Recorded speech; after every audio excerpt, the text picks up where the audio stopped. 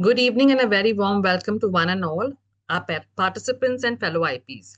On behalf of IPNet West Region, I would like to extend a warm welcome to all of you today to the seminar titled Recovery and Resolution Mechanism, Priority of Claims under Statutory and Banking Laws. The focus areas are interplay between PMLA, MPID, ED actions, tax recoveries, that is PF, GST, etc. SARFACI, RDB Act, and IPC. We also cover jurisdictional overlaps, hierarchy of claims, resolution delays, and more so pertinent to the key court rulings, including NSEL MPID case. We are truly honored to have with us distinguished lead speaker, IP Krishan Vrinjain. Your presence, sir, today adds immense value to our session. We are proud to state that this is IPNet's 35th webinar in a series of webinars organized periodically under the umbrella of IPNet, which is the National Network for Insolvency Professionals. Now, without further much ado, it is a pleasure to invite Mr. Udairaj Patwardhan, sir, member of the National Executive Committee and Regional Head of IPNet West, to deliver the formal welcome address. Udairaj, sir, please take over. The stage is yours. Thank you, Namrata, and welcome you all members. I am just a ceremonial, I can say, a regional head arranging these lectures of learned speakers for all of us. Recently, you are aware that in the judgment of National Spot Exchange Limited, an issue of priorities of secured creditors in two ways. One, in case of SARFACI RDB Act versus IBC was discussed, and again against IBC and MPID Act was discussed. So that has created a lot of issues in the minds of secured creditors as well as RPs. In fact, the secured creditors are really worried whether they should be lending now or not. They are not sure what to do. Previously, we were talking about Rainbow, then we were talking about Paschimachal Vidyut, getting it distinguished. We already have PAF, ESI issues, which are already on the top of our head. So with all of this in mind, we as RPs and also practitioners of IBC and also other laws. Why I am saying other laws also? Because in April, you might have noticed that RBI has come out with a new draft norm of resolution in which IPs and IPs will be allowed to work as resolution managers. So we are moving towards pre-IBC settlements also. And everywhere, wherever we go, these issues of priorities of claims versus priorities of secured creditors and how to resolve accounts is going to be always there. I had an occasion of listening to our fellow IP, Mr. Krishan Vrinjain, a couple of times in the past, and I was very impressed with the clarity of thought with which he explains the subject. So we discussed that with Mr. Makija, and he shared that he is a very good friend of him, and let us invite him. So we have today with us Mr. Krishan Vrinjain, and we are looking forward to try to analyze these issues, take out the layers of these issues, and make in our mind clear as to what the law is saying today. What I am saying today is tomorrow it may change again, because the conflict between the state laws and central laws, conflict between civil laws and common laws, conflict between public laws and criminal laws and economic laws, all that is going to continue. With this little background, we will proceed now. I hand it back over to Namrata. Namrata, we may go ahead with our small video presentation before we introduce our lead speaker. Yes, sir. Now I'll play a short video showcasing IPNet's purpose, initiatives, and contribution.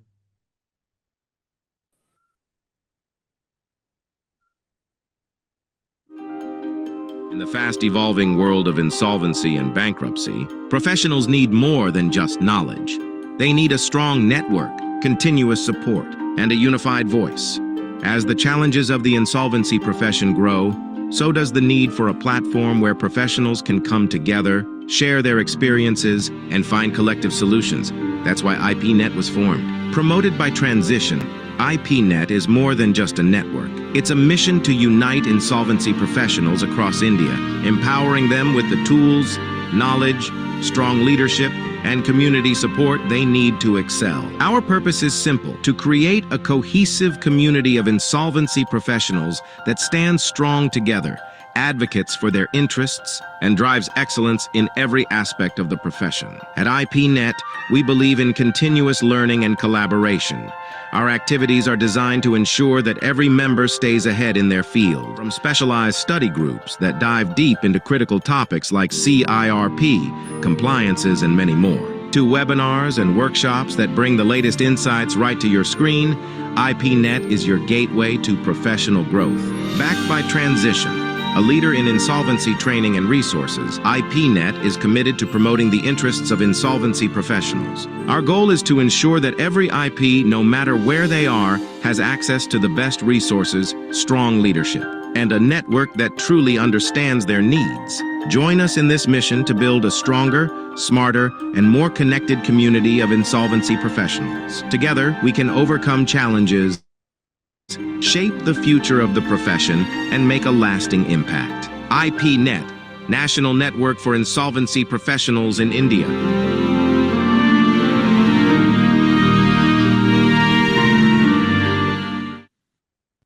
We'll take a further moment to just showcase our website as well.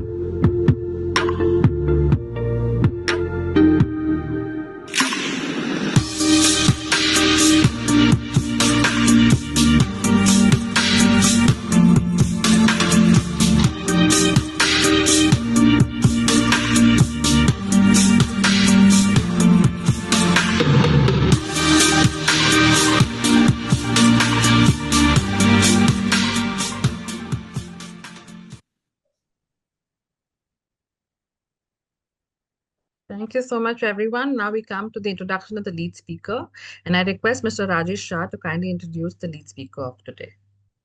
Hi, it is my pleasure to introduce CA Krishnavind Jain sir. Sir is a chartered accountant with over 30 years of experience, has expertise in IBC, transfer pricing and audit field. Worked as chairman and vice president of Chandigarh branch of ICAI. He is also a seasoned insolvency professional, certified forensic auditor and an arbitrator empaneled with Punjab and Haryana High Court. He is also faculty member with ICAI for post-qualification classes. Let's hear from sir about the topic we all have gathered here. Over to you, sir. Thank you. Thank you very much, Rajesh ji. Thank you very much, Namrata ji and Udayraj ji. And definitely IPNet inviting me over here. So today's topic, definitely like all other your topics, which you keep on doing on weekly basis. It's quite brainstorming session it is going to be, and very intricate one. So I'll request participants to, wherever they want, we can discuss it there and then, so that I have the maximum benefit of your all presence over here. I get all the practical benefits which you people are gathering over the years. So basically, we are on to the recovery and resolution mechanisms, priority of claims under statutory and banking laws. So this IBC, once it was introduced in 2016, has undergone various changes, various amendments. On day-to-day basis, those used to happen, and still those are happening through backdoor, I'll say, through by way of regulation amendment. So, and courts are doing their own duty. They are putting many heavy case laws onto our shoulders to analyze and see how we are going to distribute the money which we are getting under resolution plan or under liquidation process. And over that, we have the regulator also, always with a stick in his hand, looking at us, waving his stick ever. So statutory laws which are putting down a lot of pressure on IPs and on the assignments, PMLA, MPID. MPID is a new kid on the block, I'll say. Not so new, but it is older than IPC itself. But for IPs, it is a new kid on the block. And ED actions, then tax recoveries, then PF, ESI, GST, SURFACE. So all these make a lot of khichdi, which was not supposed to happen once a code was released with the name of Insolvency Bankruptcy Code. It was with the aim that all the bankruptcy enactments and everything will be covered over there. It was given overriding effects also. Non-abstinent clauses were added to that so that there is no difficulty in implementing that. But as the things are growing in hand, things are changing very fast. And now we are here discussing those. So first of all, we have to first understand what is the collateral security and what is the intercreditor arrangement is. So for any effective functioning of a lending system, there has to be a strong collateral framework. And that framework should be so stringent. If borrower fails, defaults, the lender may seek to enforce its interest in the collateral security. Now, this collateral security basically is governed by Indian Contract Act as well as Transfer of Property Act. Now, a borrower can be charged with multiple creditors, the asset of the borrower, and these lenders can have the intercreditor arrangements also. These intercreditor arrangement assign the value to the asset, who is going to take the first share and who is going to take the second share out of the proceeds of that particular asset. So in banking parlance, in a lender parlance, valuation and priority of security is most vital consideration when they are lending something. If I'm giving some money to somebody, I must be sure from where I'm going to get it back, or I must be secured from some security that if he is unable to pay, I'll encash it from there. So whole of the lending business around the world is based upon this collateral security and intercreditor arrangement system. Now, under CIRP, I'll go to a little bit of the basics. Under CRP, we can have different scenarios where the recovery by the lender can be made. Under 12-way settlement, there is no rule as to waterfall mechanism. 90% of the COC members agree, and 12-way happens and recovery can happen. It is out of purview of waterfall mechanism. But if we come to the resolution plan, which is under section 30 subsection 4, and it is unopposed and it goes through, then definitely we are going to have the distribution according to section 53 subsection 1 waterfall mechanism. Now another scenario emerges, which is inbuilt in section 30 subsection 2b, where as a RP, you have to confirm in the plan that it provides for payment of debts of financial creditor who do not vote in favor of the resolution plan. Now, this was basically added to secure those financial creditors who don't agree with the resolution plan, that they should be at least given the liquidation value if that company is liquidated as on that date. They will be getting their share out. At least that much money they should get according to the waterfall mechanism.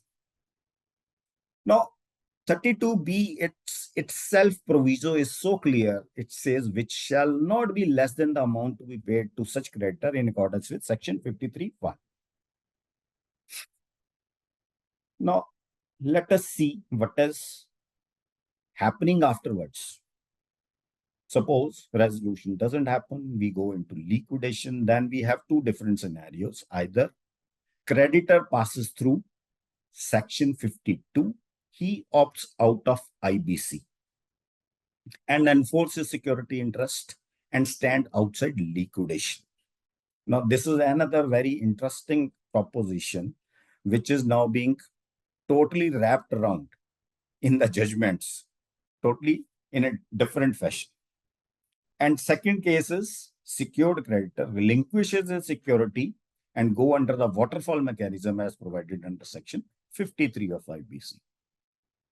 Now, section 53, interestingly, doesn't distinguish between secured creditors having first charge and secured creditors having subverbent second charge.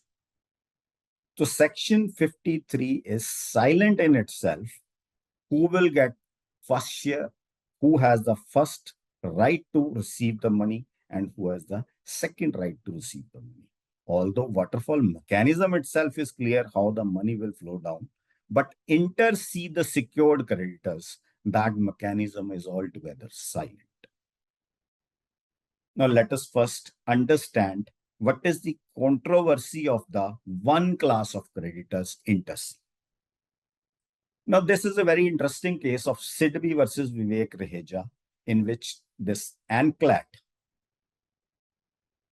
this Sidbi was a secured financial creditor having first charge over certain assets of the CD, and it opted to be a dissenting FC in the plan voting, with a clear understanding that it will get its due, being the first charge holder, and second charge holder will be behind it.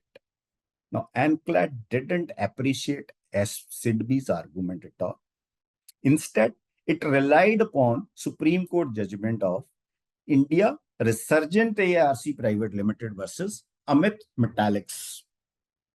So, dissenting financial creditor can only claim its share in liquidation value as per its voting share in the COC and not as per the value of security held by it. So what does that mean? You have a voting share. According to your voting share, you will be paid, not according to the security you hold. That is what Amit Metallic says. Now let us further deep dive into that. This TDB judgment, this is another important judgment, where ANCLAT held secured creditors relinquishing the security interest under section 52 of the IBC are to be considered as one class and are to be ranked equally for distribution of assets under section 53(1)(b)(2 of IBC. NCLT also rejected the argument that there must be a sub-classification inter se, the secured creditors, thereby completely eliminating inter-creditor arrangements. So both SIDB and TDB judgment have been challenged and are pending adjudicating before Supreme Court even today. Supreme Court on 29th June 21 stayed the operation of TDB judgment as such, but other one is still open. SIDB judgment is still open. Now there is one contrasting judgment also, that is DBS Bank Limited versus India Resurgent ARC. Now here, Supreme Court asserted that dissenting secured creditors should receive the liquidation value of their security interest, aligning with the principles of secured creditor. So this view supports the majority autonomy of creditors, aims to protect their financial interests during resolution process. So this particular judgment referred to UN Sectoral Legislative Guide and emphasized the necessity of fair treatment of dissenting creditors to uphold their right and ensure they receive at least the value of their security in liquidation. Now in DBS Bank Limited versus Ruchi Soya Industries, here the Supreme Court on January 24, a division bench of SC passed its judgment in this particular item. It held that dissenting financial creditor are to be paid the minimum value of security interest. So now Supreme Court judgments are totally different in itself, two different judgments. So judgment in Ruchi Soya is at odds with the judgment at Amit Metallics. Issue has now been referred to the larger bench and is pending adjudicating before the Supreme Court. So SC referred to India Resurgent ARC Private Limited case, JP Kingston Boulevard Apartment Welfare Association versus MBCC case also, and Vistara ITC Limited versus Dinkar in India Resurgent ARC case. Now, what happened in JP Kingston Boulevard Apartment? Here, it reiterated that dissenting financial creditors are entitled to monetary value equivalent to their security interest. Ensuring this compensation is provided in money rather than enforcement of security. What in this particular judgment Supreme Court says, they can't enforce 52, but they will be given according to their security interest in money terms only, so that the resolution plan is not jeopardized. Now, problem in hand is silence of section 53. If all the secured creditors are ranked equally, irrespective of their inter-se priority, it would lead to perverse economic outcomes. The creditor secured by weak security or a subordinate right will get benefit equivalent to the creditor secured by a strong and valuable security with exclusive rights. That is the problem we are now facing in section 53.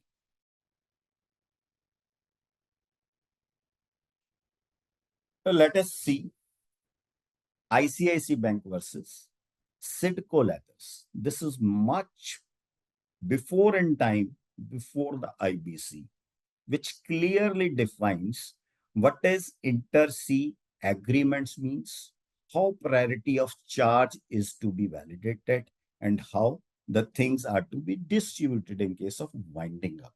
This is a 2006 judgment of Supreme Court.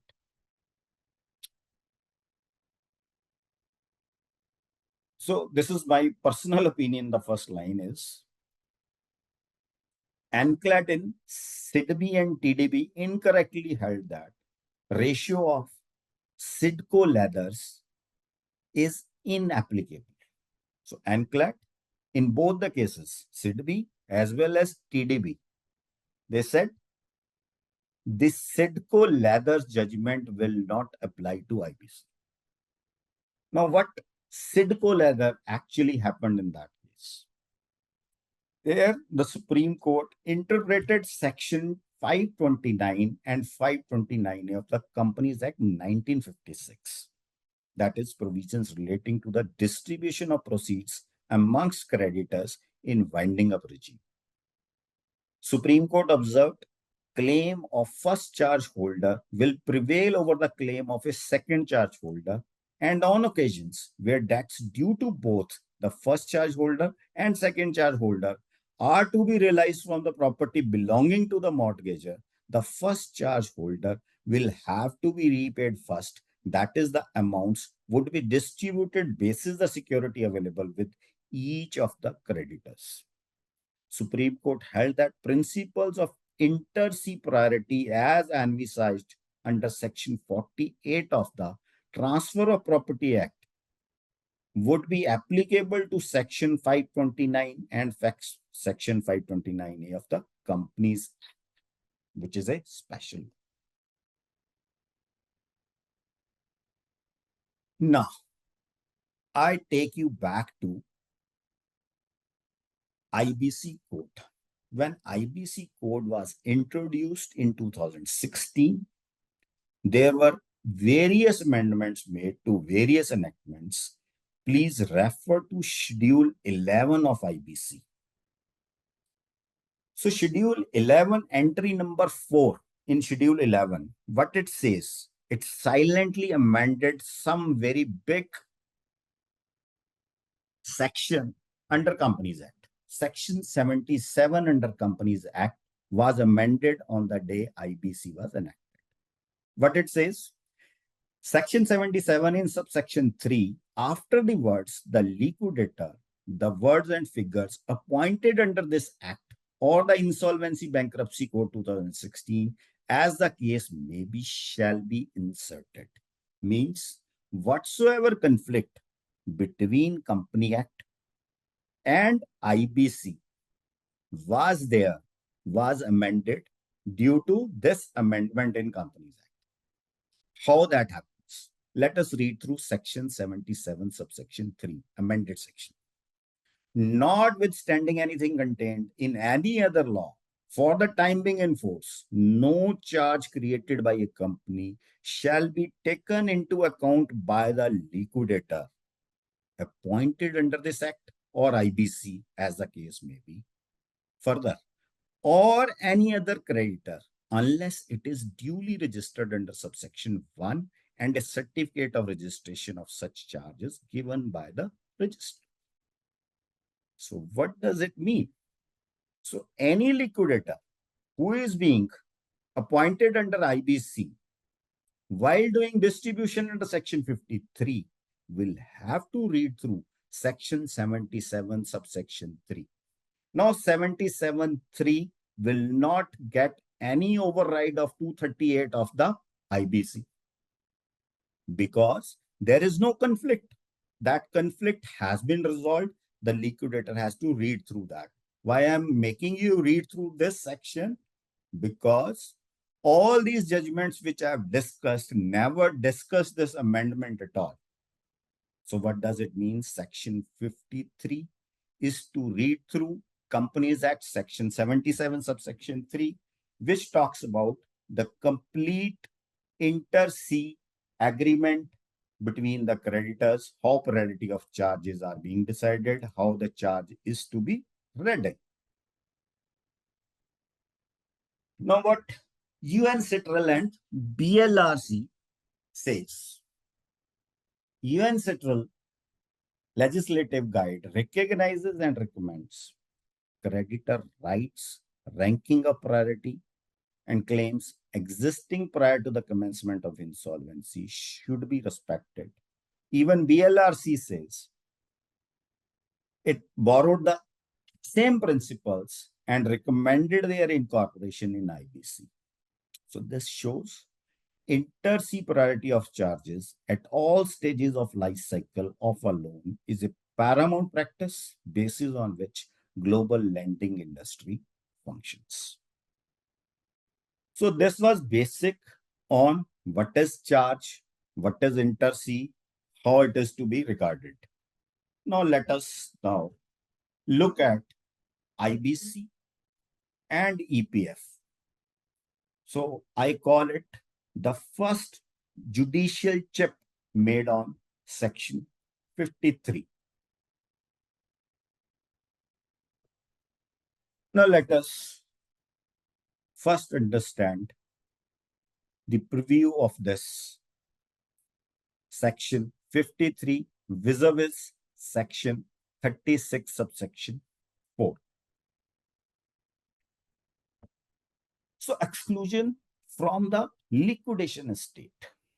So IBC explicitly excludes all sums due to any workman or employee from the provident fund, pension fund, and gratuity fund from the liquidation estate of a CD, which means these dues are not available for distribution to the creditors under waterfall mechanism outlined in section 53. These funds are treated as assets of the employees held in trust by the CD, not to be part of debtors' assets. So workmen dues for wages up to 24 months preceding liquidation commencement date rank equally with secured creditors under section 53(1)(b). Provident fund dues are explicitly excluded from this mechanism due to section 36 subsection 4. They must be paid in full outside the liquidation process. So IBC has an overriding effect over other laws by virtue of 238.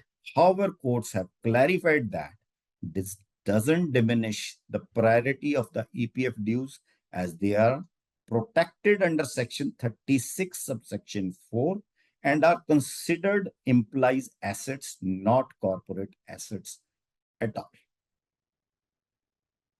Now let us see. Is there any questions till now?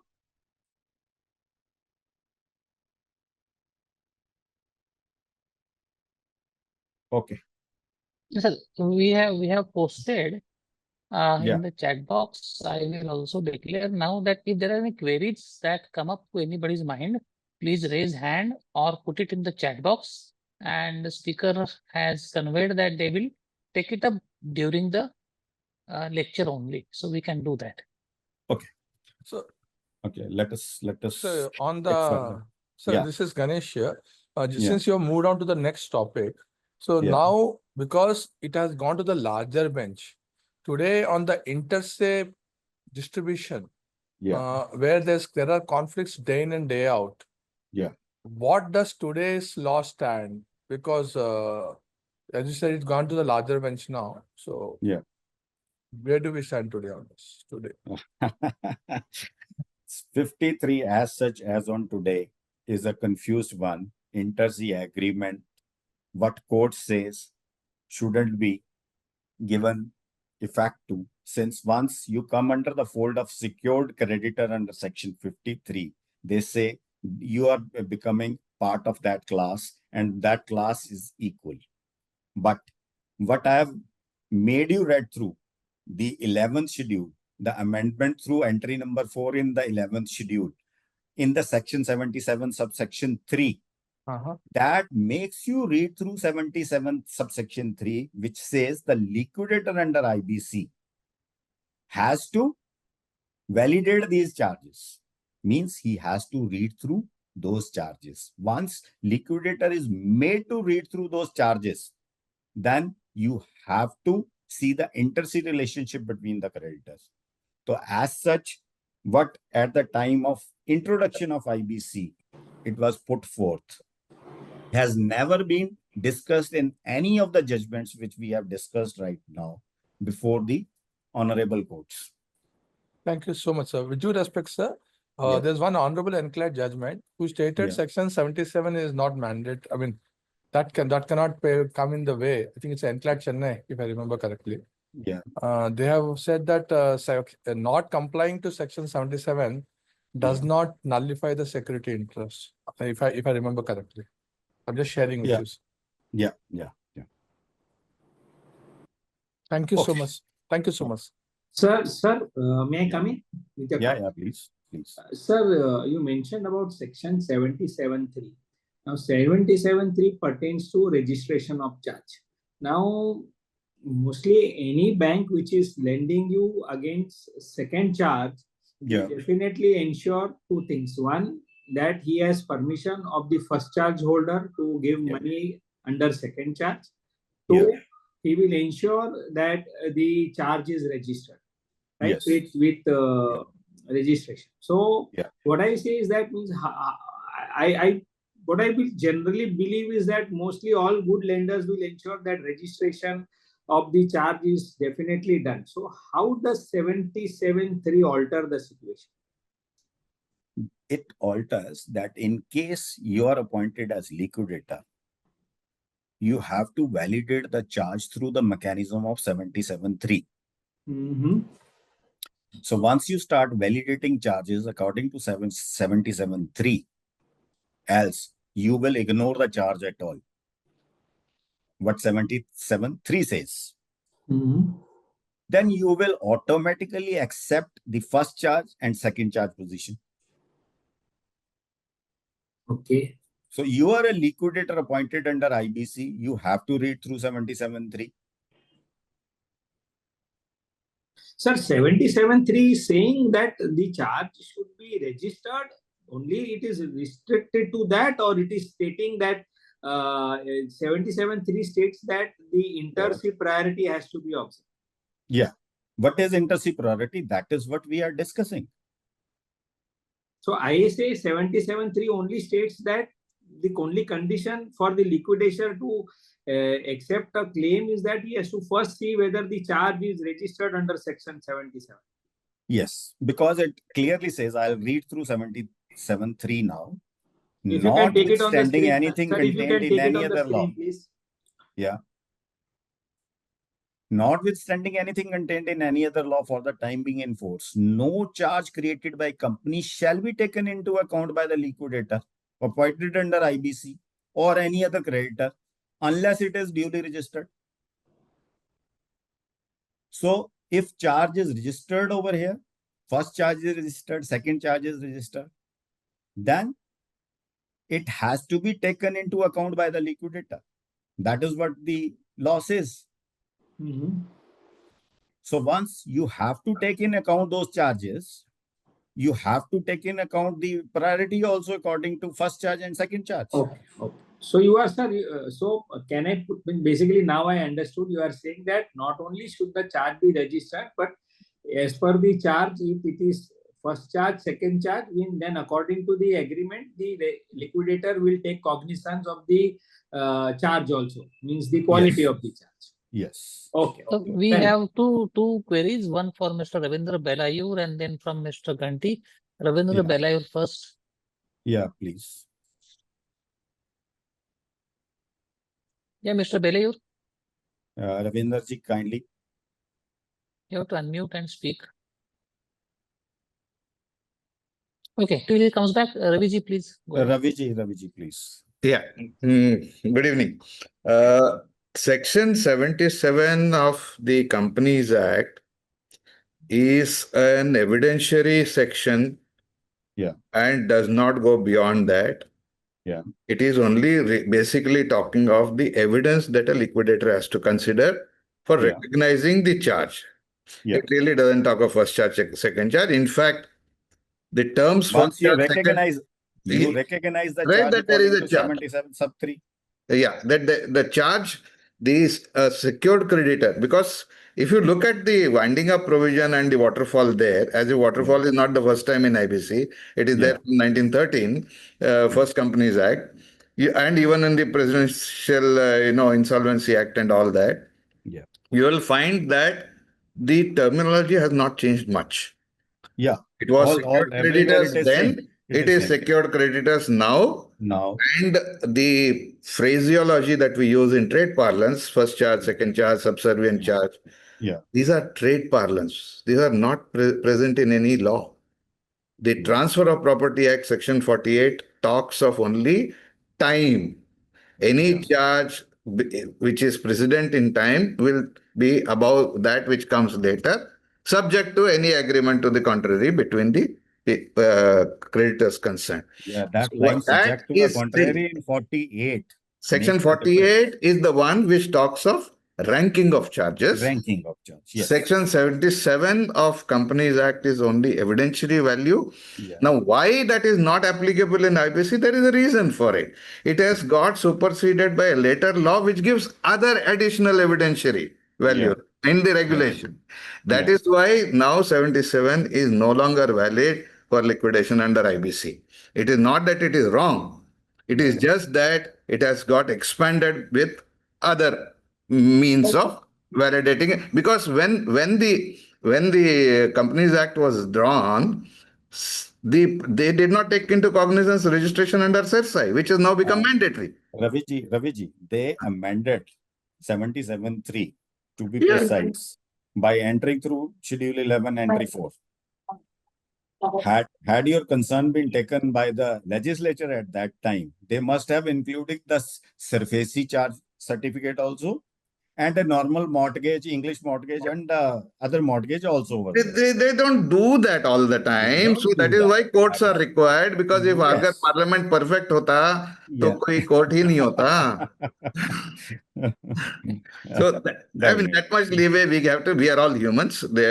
Nobody is so that much will be there, and that is why because the law recognizes that humans are making laws. That is why we have sections like 238. Ravi which, ji, अगर you मैंने can. कुछ भूल चूक कर दिया तो ये, Yes, Mr. Sure. Delayur, now you can speak. Yeah, I think, sorry, I was not able to unmute earlier. Yeah. I think whatever the point I am sharing, I think it has come from Raviji earlier. I Yeah. give the credit to him.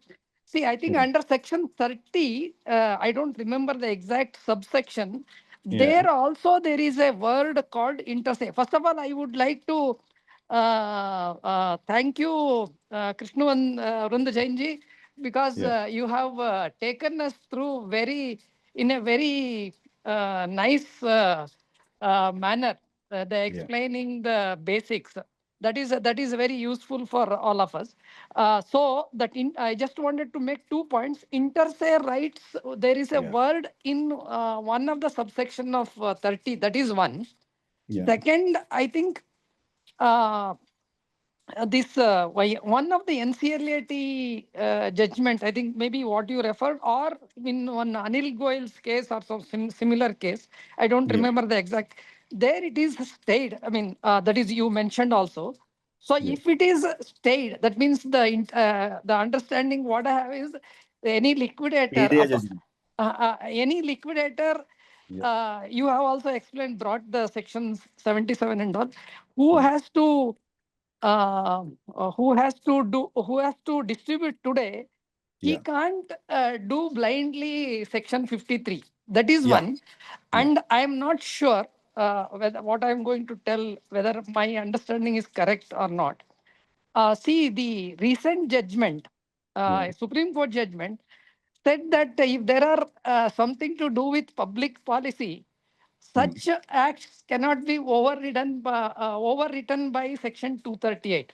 Whether Yeah. the Transfer of Property Act or the EPF Act or PMLA, I think this was with reference to the PMLA, whether the other two acts also become like a public policy, I'm not sure. But I think, I'll be coming to those. Let us know. yeah, Please bear yeah, with me. What yeah, PMLA, EPF, how they are enacted, how they are yeah, working. yeah. And just one point, I think Yeah. even in ICICI judgment you referred of 2006, they Mhm. also talked about, I think, something called something I remember. What I remember is Mother Acts and Special Acts or something like that. That is all I Yeah. wanted to share. Yeah. Thank Yeah. you very much for your explaining in a Thank you. very nice way. Thank you so much. Thank you, I Avinash. enjoy. Yeah. One quick question I will take in the chat box. Many Yeah. times PF Thank you. authorities Yeah. pass orders subsequent to liquidation commencement date. Can Yeah. liability be created by PF during liquidation? And are PF dues required to be claimed by the PF? Yeah. This is another very nice question you have asked. There are two provisions. One section 14, another is 33 subsection 5. So once CRP commences, so no proceedings can commence. That is under section 14. So whatsoever EPF dues are to come, they should have been finalized before the commencement of CRP, means before the section 14 hits. Or even during liquidation, section 33 subsection 5 doesn't allow any agency to start with any new proceedings. Only if any proceedings which were pending before the commencement of CIRP but were stayed due to operation of section 14, they can be finalized under liquidation even beyond the limits of 33 subsection 5. Only in that case, they can finalize a demand and put it through before the liquidator. Otherwise, they can't start the new proceedings under liquidation of a company and finalize a demand. That is not tenable, that is void. Could you just repeat Now, the last line, sir? We just missed that. You said that prior to CRP, you're saying this is essentially the January judgment of NCLAT, sir. Is that what you're referring to? yeah. I'll be coming to those in the later slides. Okay. Let me now finish a Okay, little bit of Yes, sir. We may proceed now. yeah. So EPF Act mandates that provident fund contribution, including employer share, have a first charge on the assets of the establishment and must be paid in priority to all other dues, even during insolvency proceedings. So this creates a potential conflict with the IBC's waterfall mechanism. But judicial interpretations have resolved this by prioritizing EPF dues outside the liquidation estate. They have taken it out of 53. They have simply put it in section 36, subsection 4. So this is another very interesting aspect. They have put the liability in the list of assets under section 36. That is another whole day session we can have onto that question. Now, what is the judicial interpretation of EPFO claims in IBC? So, State Bank of India versus Moser Weir Karamchari Union. Here, ANCLAT as well as Supreme Court clarified, PF pension fund and gratuity fund are not part of liquidation estate as per 36 subsection 4A3. So these must be paid in full and not subject to 53 waterfall mechanism. Similarly, Precision Fastener versus Employee Provident Fund Organization. And then Employee Provident Fund Organization, Fanendra Himanchan Montut, SC emphasized that EPFO must adhere to IBC timelines for filing the claims. Non-compliance may lead to action against erring EPFO employees. But this doesn't diminish the priority of the EPF dues. Then another matter is Regional Provident Fund Commissioner versus PV Balasubramaniam. NCLT clarified that attachment made by the PF authorities before CIRP moratorium are not affected by IBC moratorium under section 14, reinforcing the priority of EPF dues. Now, there is one conflicting judgment, that is Karpagam Spinners case. In this, NCLT Chennai treated the Provident Fund dues under section 53(1)(f as other debts and claims, which conflicts with other rulings, and this decision is criticized for contradicting the IBC's explicit exclusion under section 36 subsection 4. Now, later on came the Jet Airways insolvency and their employees. So let us understand what this case is little bit. Here, Jalan Carl Consortium was approved as successful resolution applicant by NCLT on June 21, with resolution plan to revive the airline. However, disputes over PF and gratuity dues, among other issues, led to significant litigation. Then, liquidation act.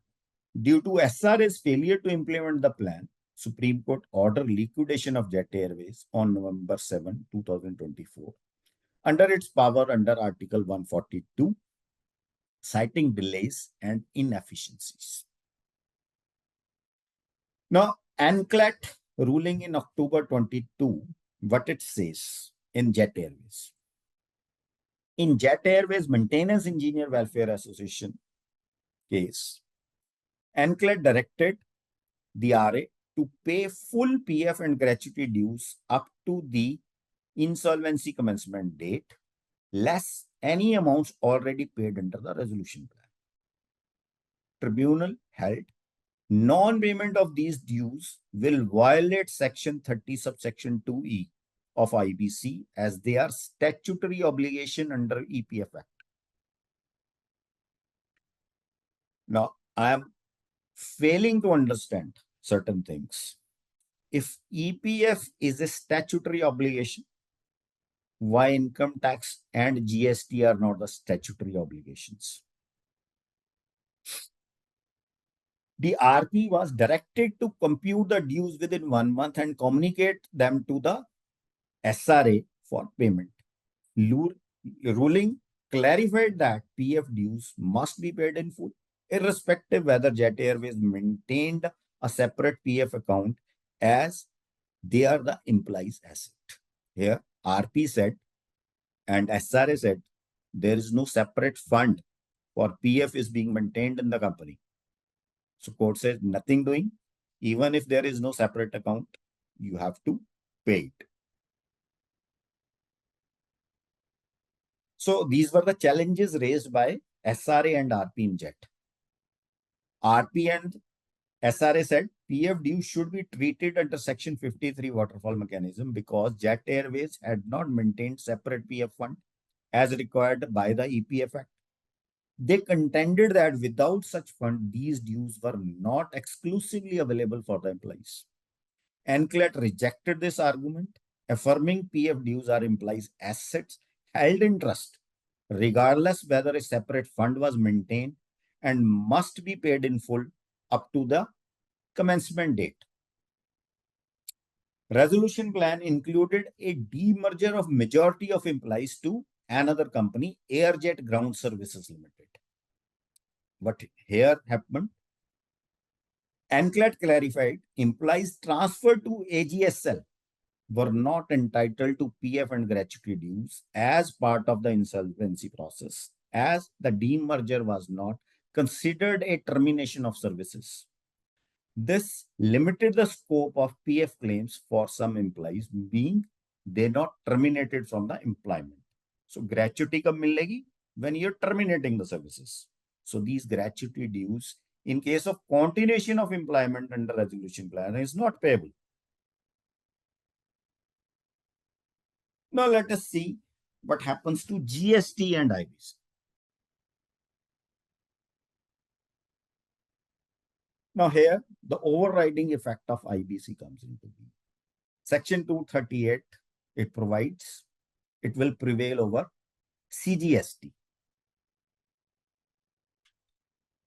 So unlike Income Tax Act, CGST has no specific provisions subordinating it to IBC, but 238 ensures IBC's dominance. जब मैं income tax पे आऊंगा आपको specific provision दिखाऊंगा how income tax act is subordinate to IBC itself. So what happens in moratorium under IBC to GST? Once a moratorium is imposed, no legal proceedings can happen, including GST recovery actions against the CD or state. GST authorities can't initiate or continue recovery proceeding, such as attachment of asset or enforcement of tax demand during CRP. However, NCLT may permit assessment to quantify the GST dues, but recovery still remains state. Now, GST dues are to be treated as operational debt, and they are treated as operational creditors, and accordingly, under waterfall mechanism, they are listed at the 5th rank.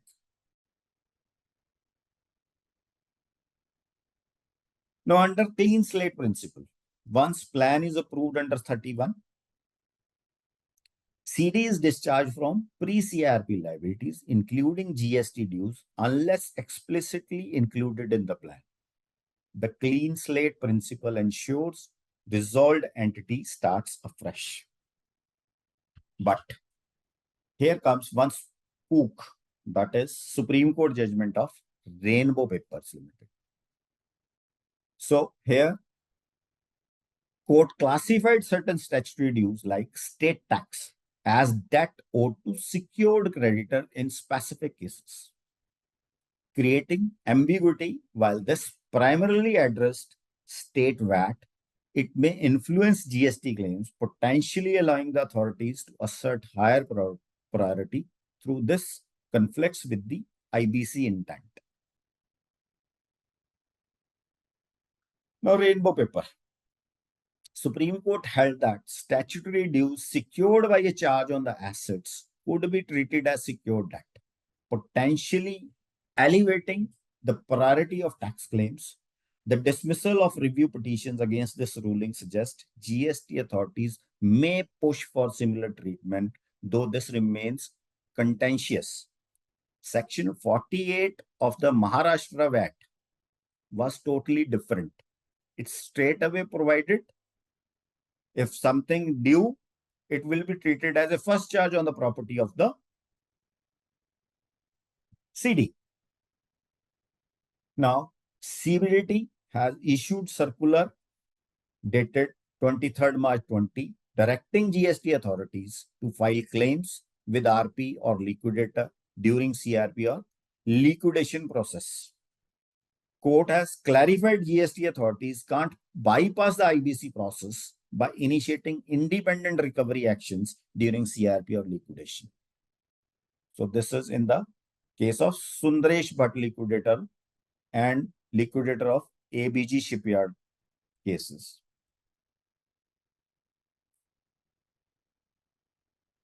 Rainbow paper case, court held that statutory dues owed to the government could be considered secured if charge is created by law, thereby giving them higher priority. It is based on section 48 of Gujarat Value Added Tax.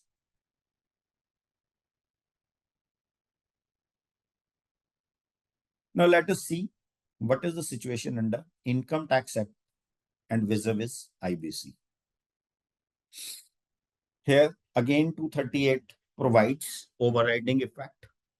And here one section 178 subsection 6 is there, which was amended to explicitly state that its provisions are subordinate to the IBC, ensuring tax recovery mechanism do not interfere with the insolvency resolution process. So section 178 subsection 6 was introduced, and it explicitly said the provisions of the Income Tax Act are subordinate to IBC. Now, in case of Income Tax Act, this lieu edible and fats is the main judgment. This is Telangana and Andhra Pradesh High Court ruling. Income tax authorities are not secured creditors under IBC. Courts allowed liquidation of the asset despite an attachment notice by the tax department, directing authorities to submit claim and come under section 53 of IBC. The court also noted that this is another important aspect of income tax. Section 281 of the Income Tax Act, which voids certain asset transfers during tax proceedings, may apply if no tax charge is crystallized at the time of liquidation. But this interpretation could complicate the clean slate principle of a resolution plan. Now, let us come to PMLA.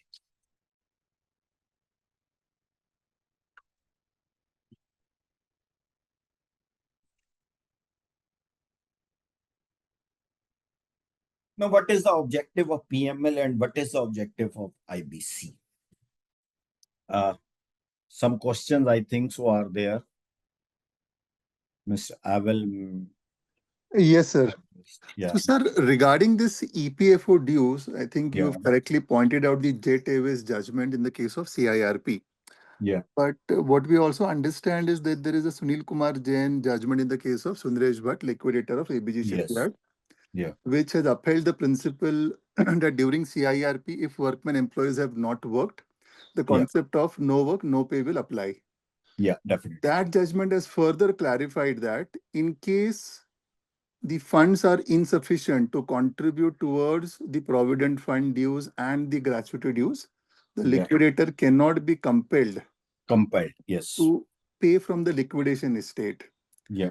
As a consequence to this, what I understand and what I have also been following in most of my cases is during the CIRP process, if a resolution happens, then the entire PF gratuity dues will have to be paid irrespective. Yes. In the case the company heads to liquidation, in that case, as a liquidator, I cannot be compelled to make good the unpaid income tax as well as the gratuity dues. Yes. Any views on this? Yeah, definitely, because of that Sundaresh Bhatt judgment, which clearly says if there is no set aside apart fund is lying with the liquidator, then he can't be made to contribute to EPFO claim. Right. Fine, sir. I think that was the understanding I wanted to clarify. Thank you. Yeah, Raviji can further clarify on the subject. No, the Raviji. Suresh Bhatt judgment, the other one, which referred to no work, no pay, Yeah. was about not about PF. Okay. Yeah. And the section of IBC which places the PF dues as above everything else, as a he's under the liquidation provision. So it is first applicable liquidation and it has been extended to CIRP.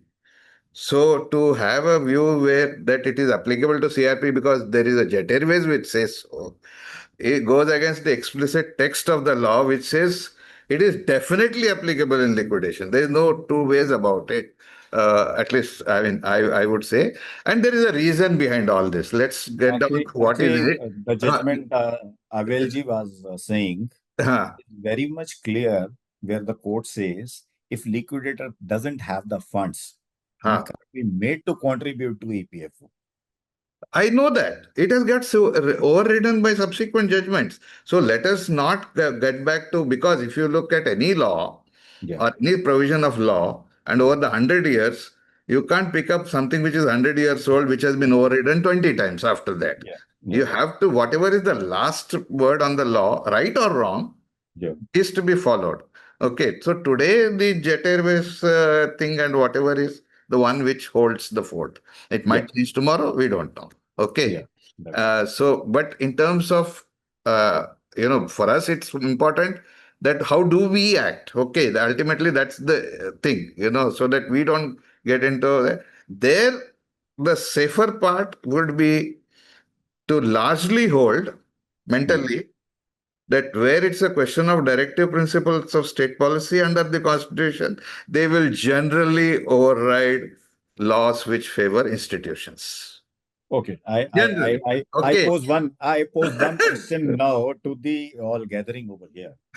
Suppose a company is under liquidation, doesn't have sufficient funds available after all the assets are sold, even to meet with the liquidation expenditure. So 36 will apply first, or 53 expenses will go first? Expenses go first is a law laid down over centuries across domains. Okay. Because nobody is expected to work free. If we go by all So that can judgments happen. of Supreme I mean, Court and all, it in says, fact, see, frankly speaking, if there is a company which is at that stage where nothing is left even to pay the liquidation expenses, there is something seriously wrong with its liquidation. Yeah. Okay. So that's a different domain. There's, you have to get into things of fraud, etc., etc., and the money might come from other sources, not physical assets. But in every liquidation across the world, the liquidation expenses are first. They are above everything. It doesn't have to be told. If we go by the court and No, enactment, see, it says first 36, keep it aside, wait. When you then are come to doing 53. distribution, okay. But it also says, the same law says that CRP and liquidation costs have to be paid first. So when there is conflict between two, you have to interpret it, because we are not gods. No, we will write some mistakes. Naturally they should have referred to that over and above this, but nahi kiya to nahi kiya. Samajh mein to aata hai na. Hey, unless we are in the court of law for two opposing parties where everything goes, in a forum like this, common sense should prevail rather than splitting hairs. Okay, my question is that if you. there are sufficient funds are there, and sufficient, not sufficient funds are there, and there are the penalty and interest is charged by the damage charges are charged by PF department, then we have to pay them. No, there are two different divergent rulings over there. One is, you as a liquidator or RP move an application to the trustees of EPFO for waiver of interest and penalty. If they accede to that and those are waived off, you need not to pay. But if they don't accede to that, then you have to pay. So we have to make an application for that specific? That is to the trustees, that is, they sit at Delhi, trustees of EPF fund. Okay. Sir, I have one question. Yeah. There is no asset in the liquidation estate, Yeah. and secured financial creditor has decided under Section 52 not to relinquish the asset into the liquidation estate. Yeah. In that scenario, what happens to the PF dues?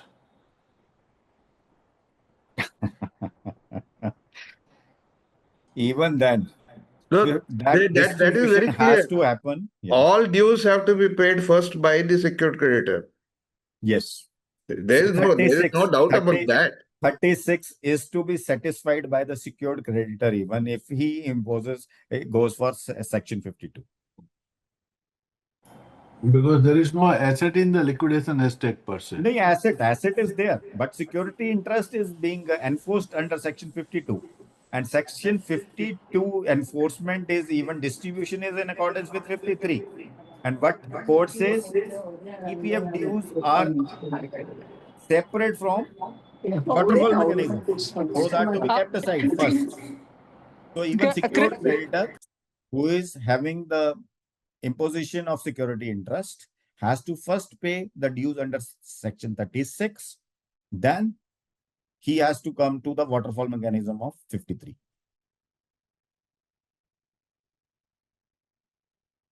Now let us discuss about the objectives of PMLA and IBC. So PMLA is basically enacted to combat money laundering, terrorist financing. It aims to prevent the legitimization of illegally acquired income and prosecute the offenders and confiscate the properties deemed proceeds of crime. Now here, a very interesting thing, what I was trying to see, what happens to the properties being attached under PML, where it goes. So all my learned friends, I'll discuss it later on, would like to have your input also on this particular question.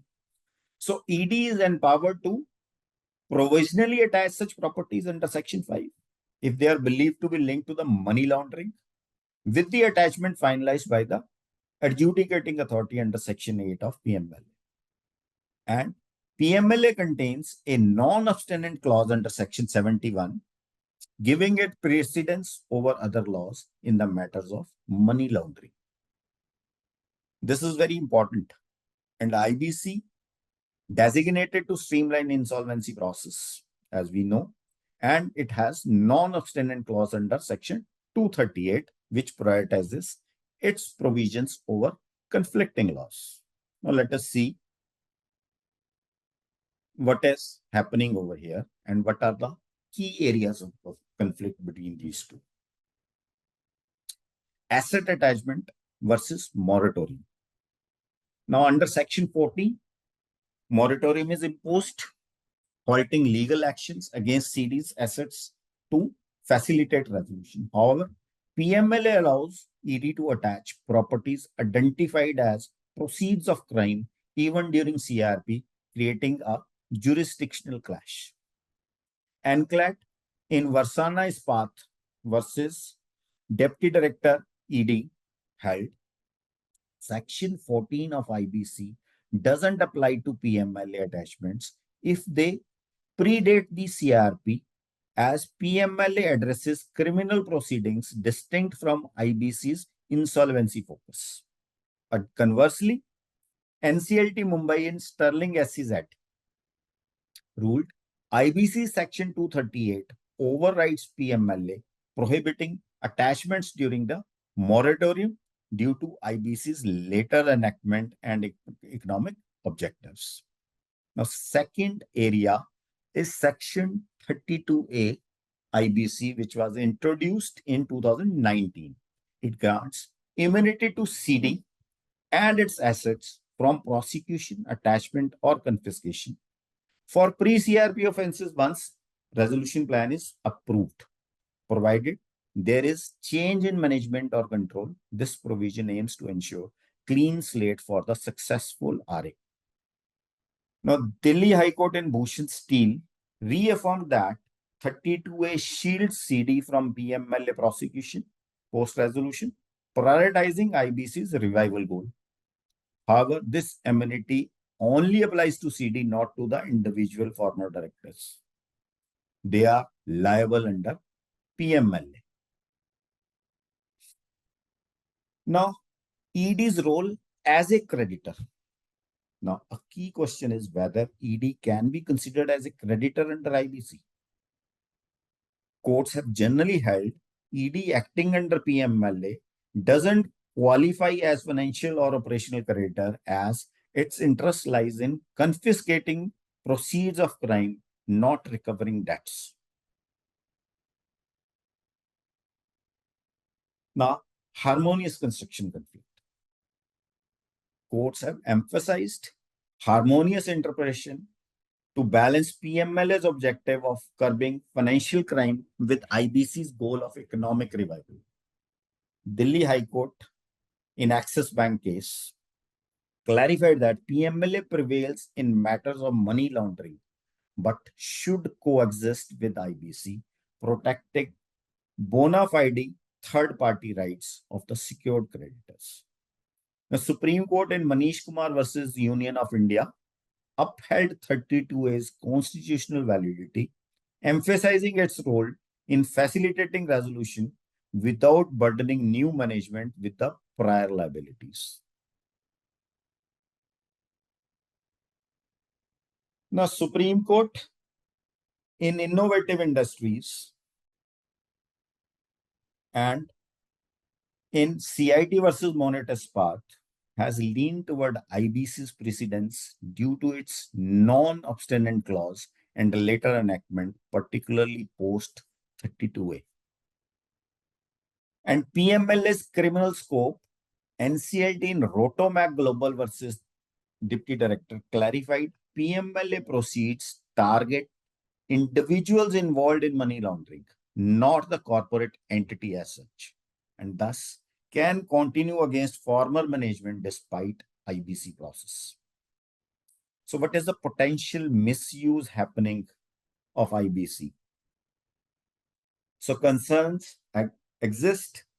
Section 32A could be exploited by colluding parties to initiate CRP to evade PMLA attachments. Courts like in Nitin Jain Liquidator, PSL Limited had cautioned against this, stressed that PMLA's criminal accountability for individuals must be upheld and 32A against CD will operate. Now let us come to the most hot topic as on date is National Spot Exchange Limited versus Union of India. So here, what I say, this is not the last nail in the coffin. I say, by this judgment, the coffin itself is missing now.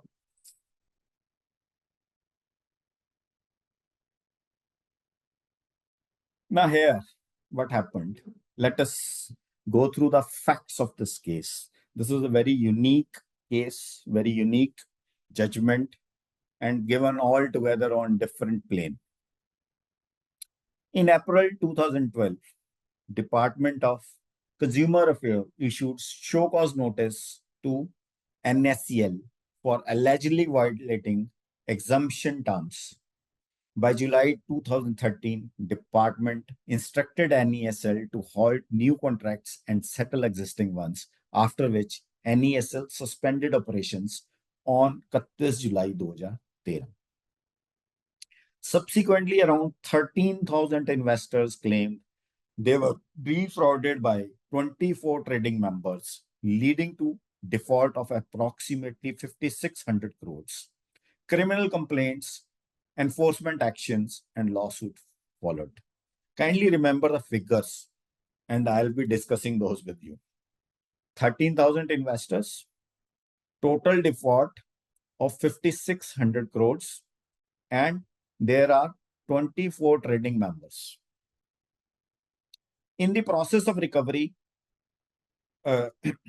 proceedings were filed by NESL and decree award of 3,365 crore out of 5,600 crores were passed against the defaulters, means against the property of NESL and its promoters. In the meanwhile, ED attached assets worth approximately 1,740 crores of the defaulters under PMLL. In the meanwhile, State of Maharashtra, under the provisions of MPID Act, attached movable and immovable properties worth rupees 8,548 crores belonging to 24 defaulters, the directors and sister concerns of NSCL. Now here, we are saddled with a case, 13,000 investors claiming 5,600 crores of default, and attachments are running more than to the worth of 12,000 crore of rupees. Now let us see further. Due to the complexity and dispersation of legal proceedings, NSCL filed a writ petition seeking consolidation of all related cases before committee set up by the Bombay High Court.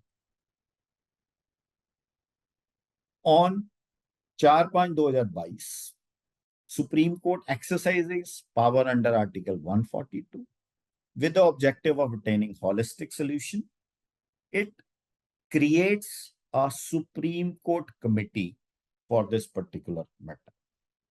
Now, this Supreme Court committee, this is very important. Now, the whole show is run by the Supreme Court committee.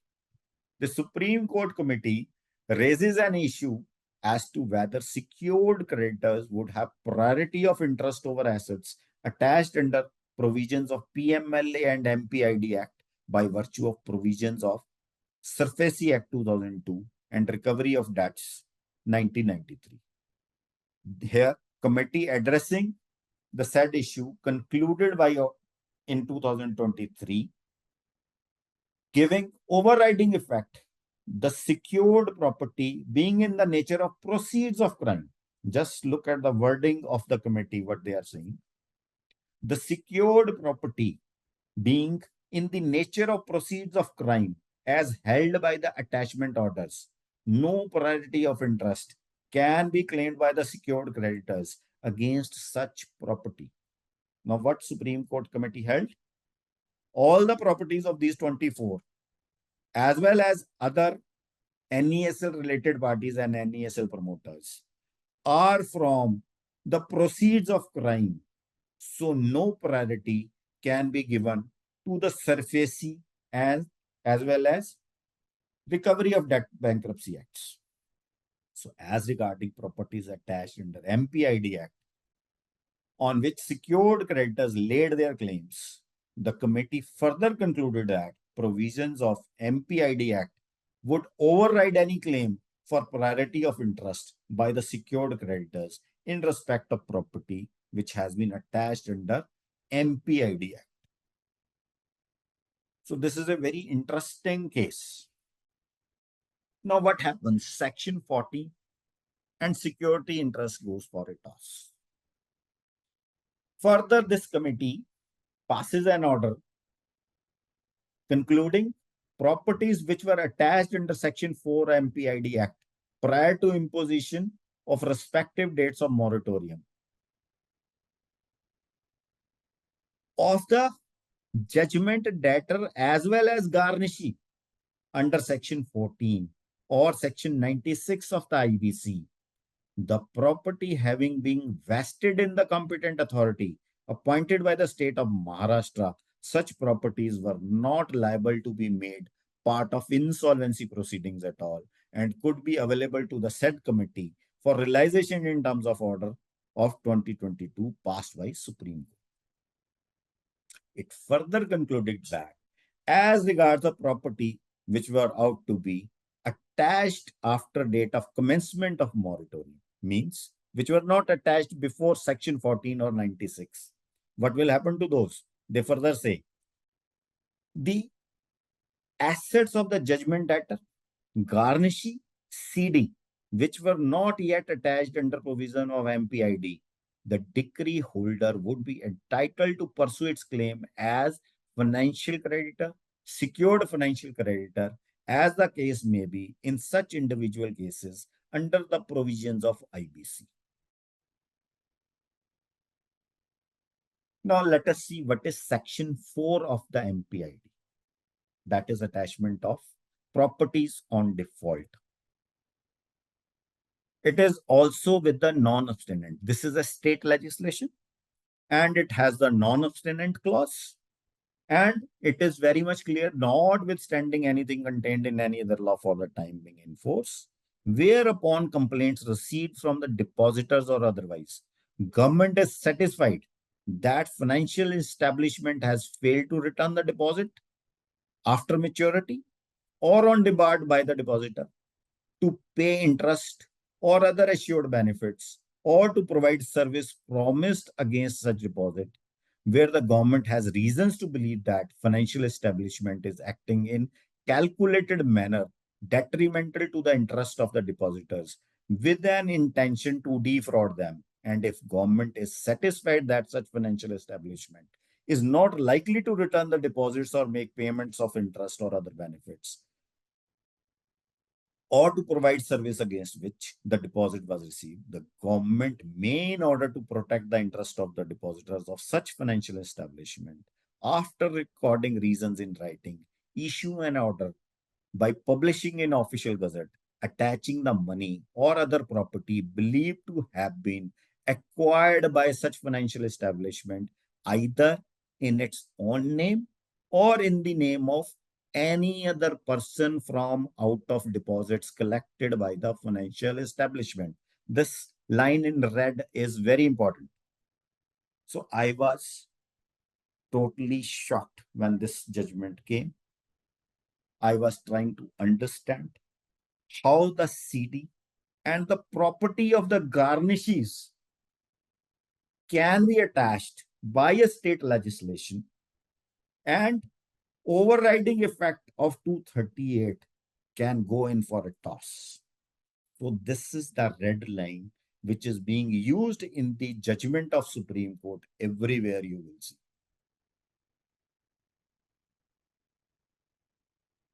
Ravi ji, want to Sir, add I something? also have a question. Ganti ji also has a question. So let me start.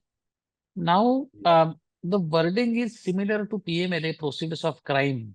Yeah. So here also the assets which are acquired from out of deposits are supposed to be attached. But we see that government departments would come and generally attach everything. Then you are left out to see which are the deposits, how the money has gone into the system, how it has circulated, and how that assets has been created. So will now the RP be left with this exercise to do to find the money trail, make it part of your section 66 application, and find out the money trail, find out what is preferential, what is avoidance application, and do it with it, because now the RP will be in trouble if the assets are completely attached under MPID or any other such state act, because not only Maharashtra, Tamil Nadu has a similar act, Karnataka has a similar act, there are many other acts like that. So this is one of my questions. Let others also can ask questions, and then you can address everything together. I'll come to that answer. Let us first hear from Ravi ji. Yes. Then we will have questions. Then we will start discussion on that. Please. Yeah, the MPID Act and to some extent PMLA. We are only talking of attachment, but that is not it. That is step one. Yeah. Then there is step two in MPID Act. It is called vesting. Yeah. In PMLA, step two is confiscation. Step three is vesting. Yeah. Okay. So at the stage of attachment, nothing is happening. It's an encumbrance. Nothing beyond that. It is a hold. It's like a stay order. Yeah. Don't dispose it off. There are other interests which might be a priority.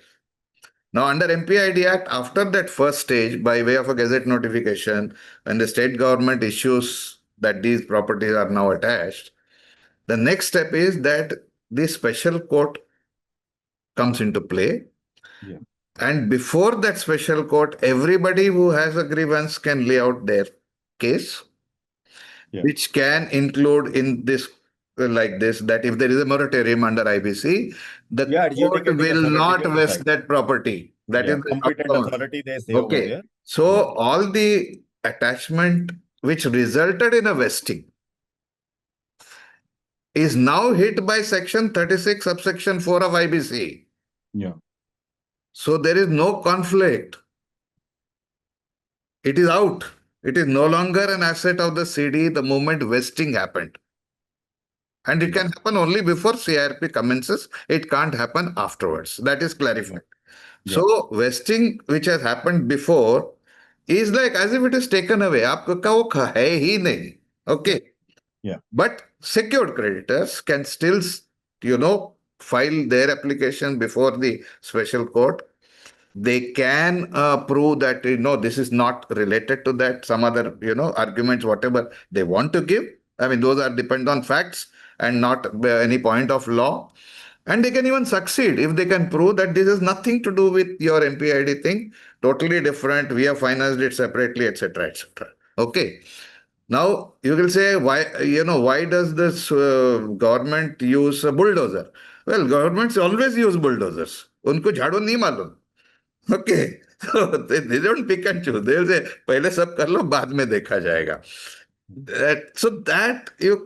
Governments are like that. Whatever be the color of the government. Yeah, Mr. Ganesh, now you one also more have some thing. issue? Yeah, Yes. I will just refer to PMLA because वो खत्म नहीं हुआ था. What happened in Bhushan? Yeah. Now, interestingly, ED finally said, you can't take from me, but I will give to you. Yeah, that is true. That is the sum and substance of the order. They said, you can't use 32A, it is retrospective, but under Rule 8, I am giving it to you. Baat khatam. Yeah. That is what So, happened. how does it matter which way? Technically, I think they were Ganesh, right. you have Yeah. Sir, can you go to the previous slide, sir? Yeah. Sir, with due respect. Here, for me, what is interesting is after your red highlighting, or if I continue to read it, Please. or if it transpires that such money or other property is not available for attachment or not sufficient for repayment of the deposits, such other property of the said financial establishment, which is not from the proceeds of the crime, such other property, right. They can actually, of the promoter, director, partner, manager, or member of the people, they can actually take it out. Now the challenge, They can creep onto other assets, right? Sorry, sir. They can creep onto other assets if They can attachment is not of. So now what's happening is when an MPID, so if the reason it is if today is an RP, I have an asset, I have nothing to do with this, some other assets are there. Today, secured creditor also don't know whether this particular asset has any problem, whether this company has MPID problem. Suddenly, someone else can come in and say, I don't have sufficient asset, I'm going to attach this asset also. So that is actually, that has Not come after up. CRP starts. So if your RP, CRP has already started. No, so your question is infructuous.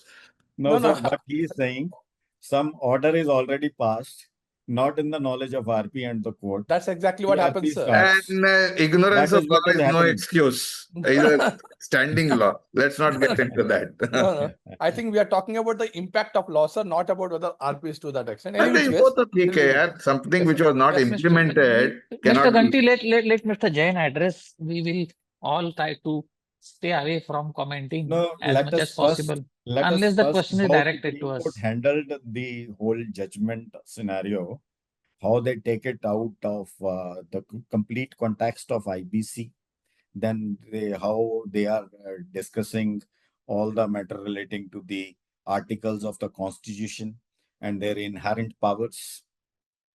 So, but basically, Supreme Court is trying to do in this judgment, they are trying to protect their committee. I might be outrageous while calling this thing publicly in a forum, but this judgment is trying to do is protect what their committee has already done in past. So how they justified that, let us just see. So scope of Article 142, what Supreme Court says, The powers of Supreme Court cannot be controlled by any statutory provisions when the exercise of powers under Article 142 comes directly in conflict with what has been expressly provided in a statute. Ordinarily, such power should not be exercised. Article 142 cannot be used to achieve something indirectly what can't be achieved directly.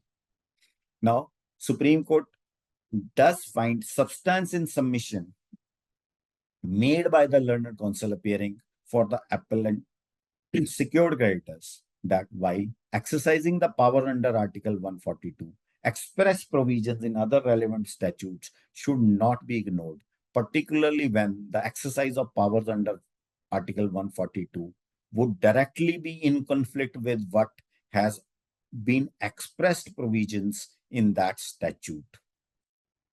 Now, where two legislations field have apparently overlapped. So it is tried that court, while interpreting the statute, which have arguably the conflicting provisions, has to keep in mind the federal structure embedded in our constitutions as a basic structure. Threefold distribution of legislative power under union and state made in the three list of 7th schedule of constitution read with Article 246 exhibits the principle of federal supremacy that in case of inevitable conflict between union and state powers, the union power as enumerated in list 1 shall prevail over the state power as enumerated in list 2 and list 3. And in case of overlapping between list 2 and 3, later means list 3 shall prevail.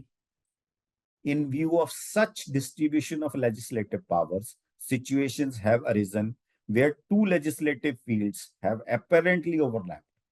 In such situations, this court has held that it would be the duty of the courts to ascertain as to what degree and to what extent authority to deal with the matters falling within these classes of subjects exist in each of such legislature and to define the limits of their respective powers. Now, whether SURFACI or RDB Act prevail over MPID. So, considering the path and substance of state and central legislations in question, central legislations, that is SURFACI or RDB, cannot be permitted to prevail over state legislation merely because the central legislations were enacted by the parliament. Now, since all these acts have separate field of operations, now how they justify it? Since all these acts have separate fields of operation, provisions of SURFACI and RBD can't be permitted to override provisions of MPID, which is a validly enacted state legislation. Otherwise, it would tantamount to violation of federal structure doctrine envisaged in Constitution.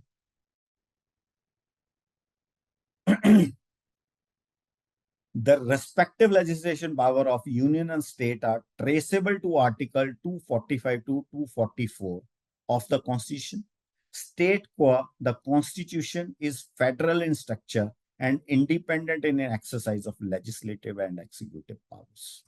SURFACI and RBD, having been enacted by Parliament for subject matters falling in List 1, and MPID, having been enacted by state legislature for the subject matter falling in List 2 of the 7th schedule. The latter would prevail in the state of Maharashtra in respect of specific subject matter for which the said act was enacted in view of clause 3 of the Article 246. Now, priority under section 26 of SURFACI. 26E has come into force with effect from September 2016. It gives right to the secured creditor after registration of security interest to be paid in priority over all other debts and revenue taxes, etc., payable to central government or state government or local authority. So, in the instant case, attachment of properties over which secured creditor is said to have security interest have been attached under Section 4 of MPID, such properties are believed to have been acquired by the financial establishment, NESL, either in its own name or in the name of other persons, from out of deposits collected by the financial establishment. All such properties and assets of the financial establishment and the persons mentioned in said provision vest in the competent authority appointed by the government pending further orders from the designated court. Such monies or deposits of the depositors investors who have allegedly defrauded by the financial establishment and for the recovery of which MPID Act has been enacted could not be said to be a debt contemplated in Section 26E of the SURFACE, and hence also provisions of Section 26E could not be said to be have attracted to the facts of the case. So what they say, even for PMLA or MPID, these are not at all debts. So definition of debt itself doesn't come into being. So no definition of claim even exists. Now let us see further. So in view of the matter, it is held that no priority of interest can be claimed by the secured creditors against the properties attached under MPID, and that the provisions of MPID Act would override any claim for priority of interest by the secured creditors in respect of properties which have been attached under MPID.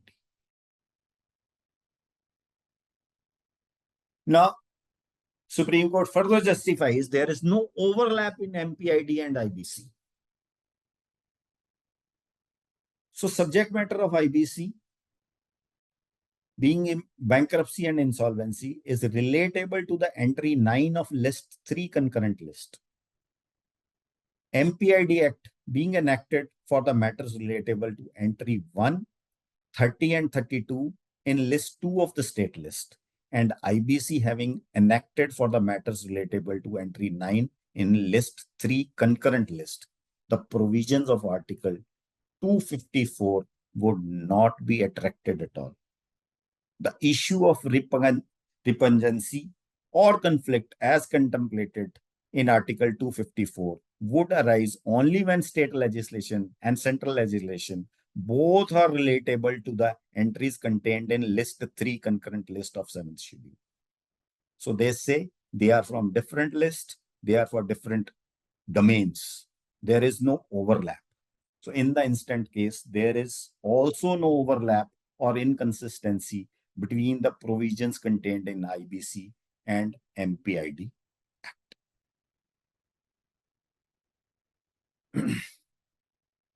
So what 254 Constitution of India says?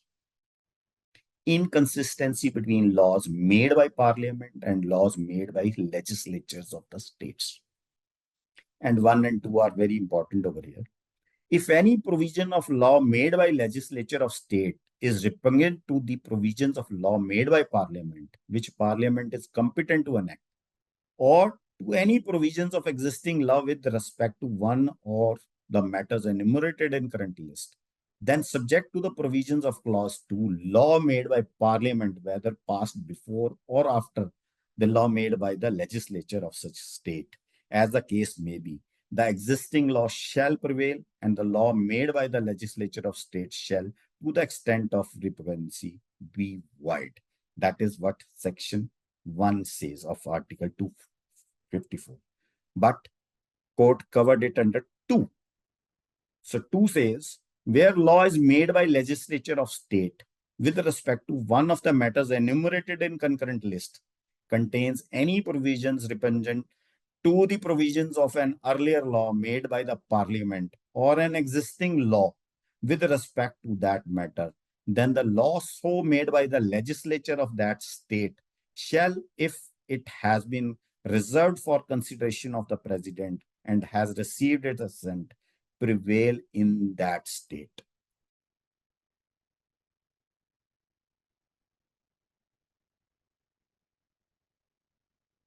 Now, MPID Act and IBC, they say there is no inconsistency. But I say it is inconsistently consistent.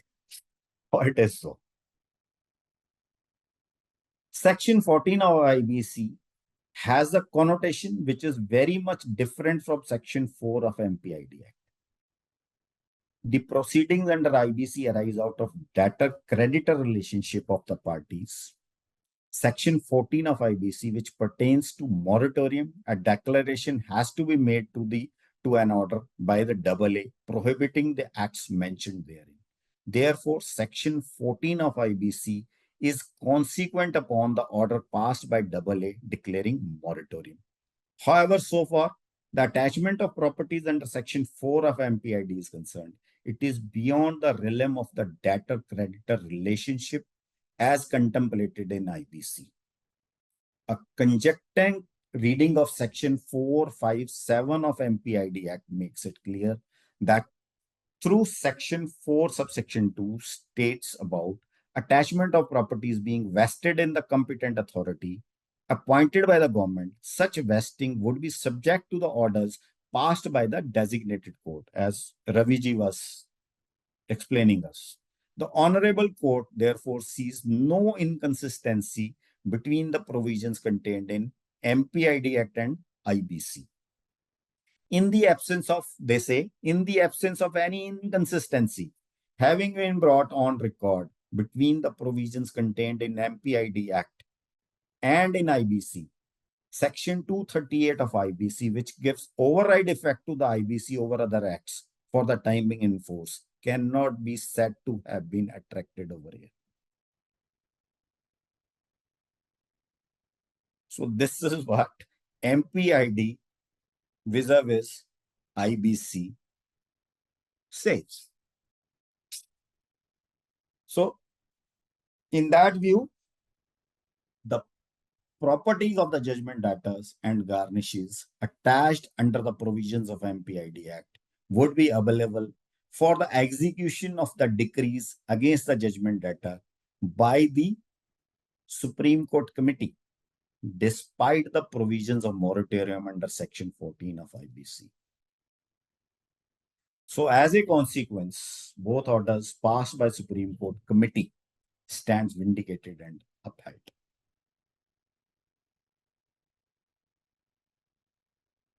So, sir, I think so. Some other learned persons are also here who might be affected or who might have given a deep dive into this judgment. May enlighten the all gathering over here. So we can one by one we can discuss these issues. Yeah, please. Ravi Belur had put up couple of queries on the chat box. We will start from him. Then Ravi Ganti ji you and can then start. others. I'll just take a 1 minute break. You can keep your discussion on. I'll just join. Sure. Yeah, please. Mr. Belur, are you able to speak or shall I unmute you again? Yeah. See, I wanted one comment. I think I already put on the chat box. There was a query regarding Section 52. Yes. So there is a judgment which I have mentioned in the chat box. That judgment is very clear that all expenses, including liquidator's fees, need to be paid by somebody who doesn't relinquish within 90 days, and otherwise interest is also chargeable. That's all I wanted to share. There is one more judgment you have stated in the chat box. Yes, I have shared. Some Shikshak Sahakari Bank or something. Yes, Mr. Ravi Ganti, please. Thank you. Hello, my question is that in the liquidation, there is already a property attached by PMLA.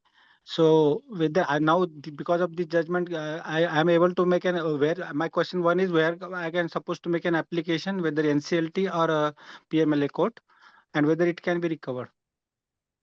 We will request the speaker to address that. In the meanwhile, Mr. Ganti, your query, please. Okay. I have no direct experience of PMLA, but I have of PBPT, which is similar. Okay. So there the application for the setting aside of the attachment was first made before the adjudicating authority under PBPT, which is the same as PMLA. And then subsequently, it was made before the appellate authority, which had set it aside on a particular ground, which unfortunately, after the Supreme Court recalled its order in Ganpati Delcom, that went for a toss. But any such application has to be before the authority as specified under that act. That does not mean 32A does not apply, but 32A is conditional. It is only at a certain point of time and after a certain event has occurred. So during the process, that is the only, you can't go to NCLT for any such setting aside of attachment. Only special code we have to apply then. No, Yeah, special the court, and if designated we authorities. yeah, the special court, if we don't succeed there, then to the High Court. Yeah. I mean, first is adjudicating authority under PMLA or PBPT. Then the appellate authority set up under SAFEMA, which also looks after PMLA and PBPT.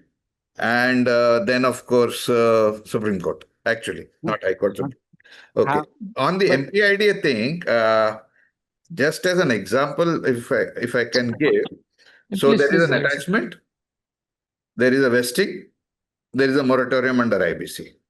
So if we take an example where there is an attachment which predates the moratorium, but vesting has not happened, by the time the moratorium under Section 14 comes into play, then this judgment does not actually apply. But what over here they are saying, sir, properties of the judgment debtor garnish is attached under provisions of MPID would be available for the execution. The words used are attached, but if you go through the text of the judgment, it is post-vesting. Yeah. So attachment is a word loosely used. Let us see, because attachment is only a preliminary action. Yep. It is not a final act. Yeah. So they are referred to in the judgment that the assets which are already vested are no longer the assets of the corporate. So vesting takes away the asset from the books effectively. So moratorium doesn't apply because it can't apply to assets which are not part of the CD. But if there is only attachment and then moratorium happens, then vesting, strictly speaking, cannot happen. Then 238 will override MPID. That has to be told to that authority. CRP has started and they will take cognizance of that. They do. It's not that they don't do. So these are very situation specific to be applied. It's not like one word taken out of context and that becomes like a WhatsApp viral video. It's very, very specific, very, very contextual. No, everybody has to go before competent authority under MPID Act, pursue their case. No, they don't. Frankly, no. I mean, when you say everybody, let's talk about RPs. RP will go only if attachment is in place but vesting has not happened. Yeah. Then RP goes before the MPID.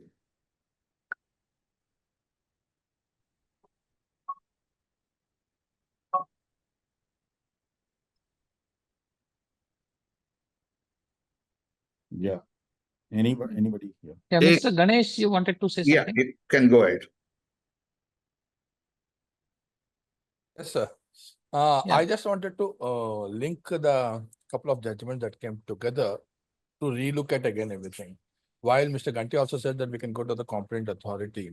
The Bhushan Steel judgment, my understanding was, and correct, I could completely be corrected, that one has to go to the respective authority and there's a limited role for the NCLT and NCLAT to give judgments on to those authorities' actions. Yeah, that was my understanding.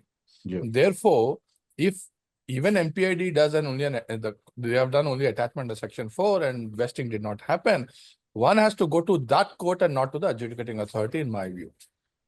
Given this particular space, now, as you rightly said, how they give an order, why they give order, we don't know, but the impact to the RP is in terms of timelines. Because those courts, the amount of time that takes eventually to conclude is very, very long. It doesn't happen overnight. So I do not know how today we can easily say that go to those courts. It doesn't happen quickly. Second aspect here is, I'm referring to the Bombay High Court judgment, not to the PF Act. Bombay High Court said that PF department need not even claim.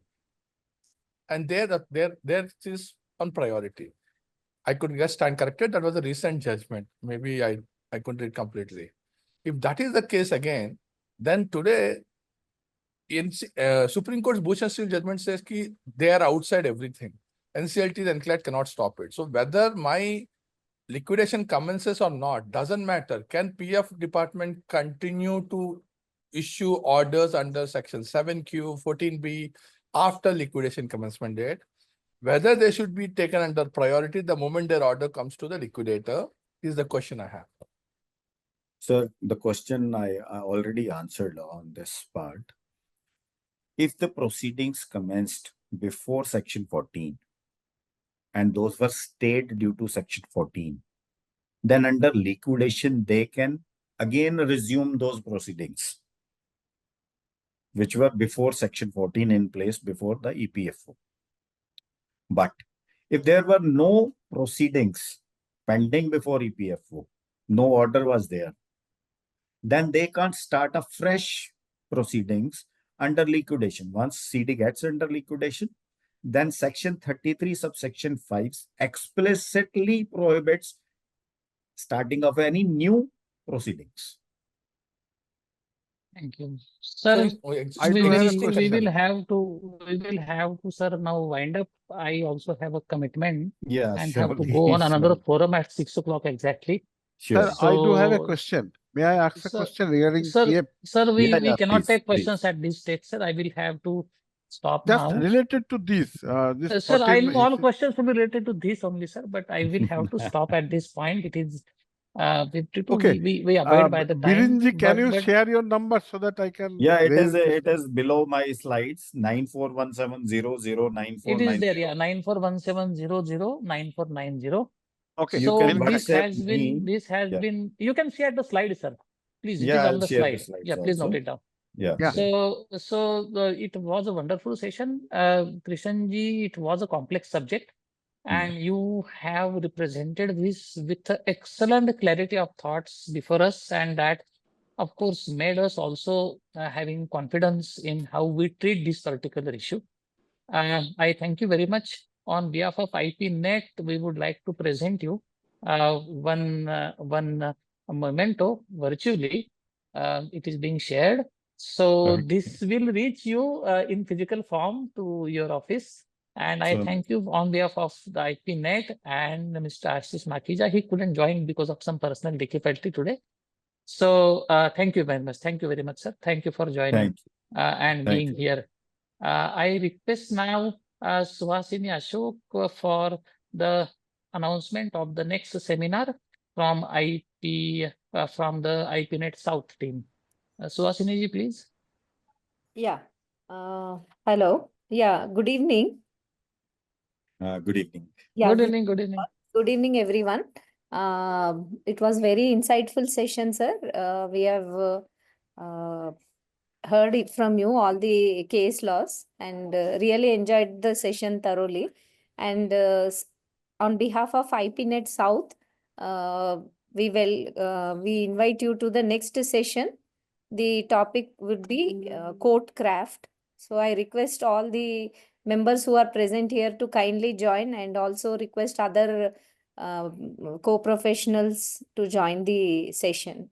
Thank you. Yeah. So this session is going to be on 31st of May, that is next Saturday, same time, 4 to 6 p.m. So all are requested to join. With that, again, let me thank everybody for joining. We have people who with their difficult and busy schedules, they are all here. I